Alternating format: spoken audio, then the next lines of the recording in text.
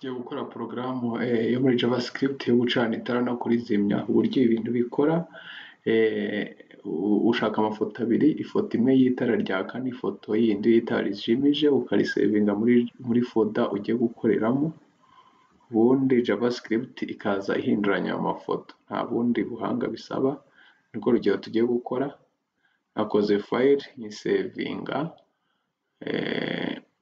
nyisevinga ahantu hari ya matara abiri. Urabona ni amatara abiri, rimwe riraka irindi rirajimije. Iyo file nayise exercise1.html. nawe urabikora gutyo. Reka tuyireplacinge, jya kuri live. Nta kintu kindi twari twashyiraho hano. Ukeneye ifoto kugira ngo ize, ukeneye image source.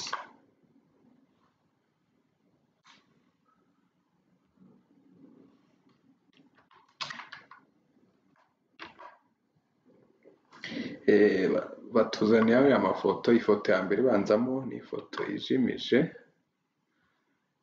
Mwibuke ko ifoto ushyiraho ubunini bwayo, ariko ukaba ushyira muri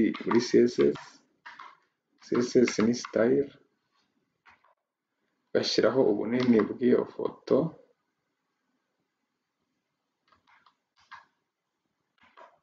Iyo foto ize kungana na pixel 100.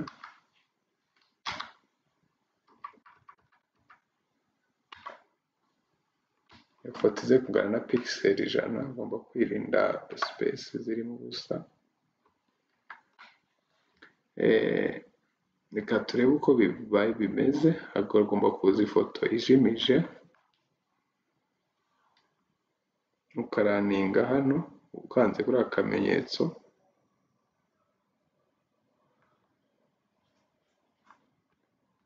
Ugomba gukanda save kugira ngo ibyo ukoze bizane impinduka zigaragara.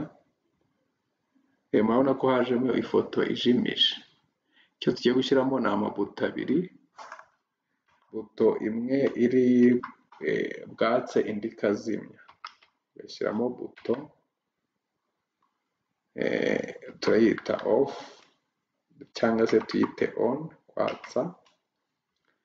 Ugakopiya kugira ngo wihute, ugakopiya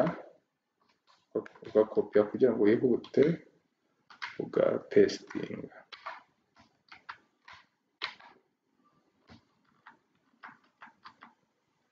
Ugakopiya izi kode ukazipestinga.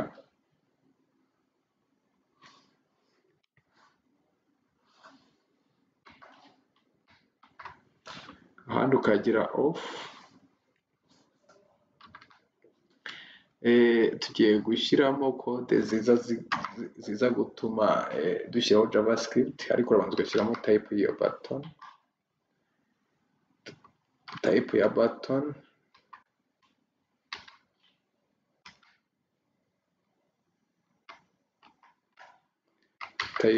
ukavuga ko ari button igiye gukoresha. Kugira ngo ushyiremo javascript bikunde, ukeneye event listener, cyangwa se kumenya event igiye kuba. Event iri bube ni ugukandaho, niyo mpamvu turi gushyiraho event yitwa on click. Dukeneye, byaba byiza hano ukoresheje single quote kuri javascript. Ukeneye code iri butume ukurura id iyi image source. Ni ukuvuga ngo iyi image igomba kuyiha id. Reka tuyite by image.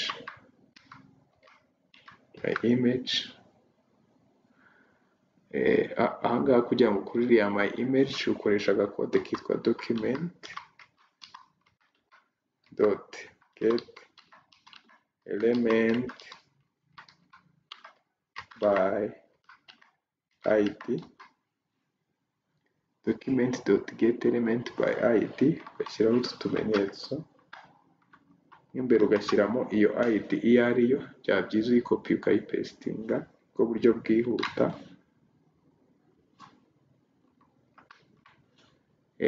noneho icyo tugiye guhindura kuri ino image turahindura source yayo dot source, tugiye guhindura source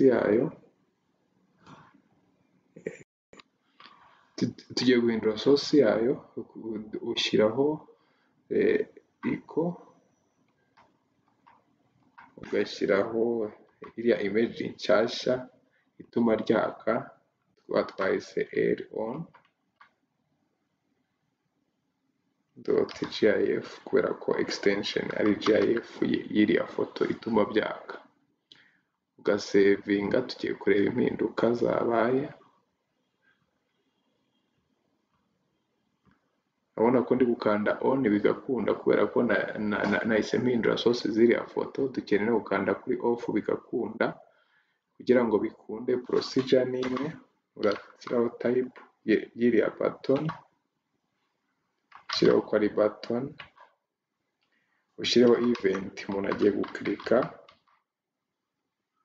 on click tangana.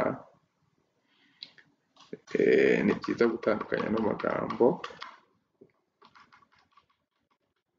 On click ugashyiraho single quote.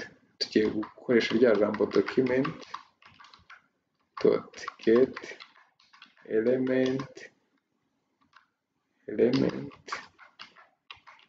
by id. Tugiye gukurura n'ubundi ya id y'iriya foto, turakurura ya id y'iriya foto,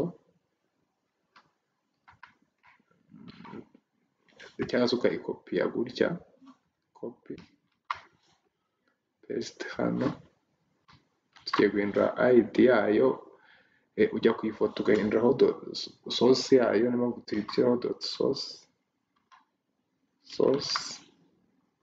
tugashyiraho echo, tugashyiraho utumenyetso tubiri. Ifoto ijimije twayise l off, tugashyiraho extension yayo ya foto yari gif,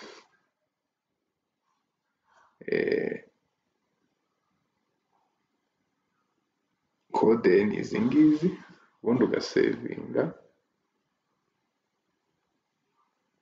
Tugiye kureba impinduka zabaye, nako ukanda off na on bigakunda. Uru ni urugero bakunda gutanga muri javascript, cyane bakunda kukibaza iki kibazo. Murakoze.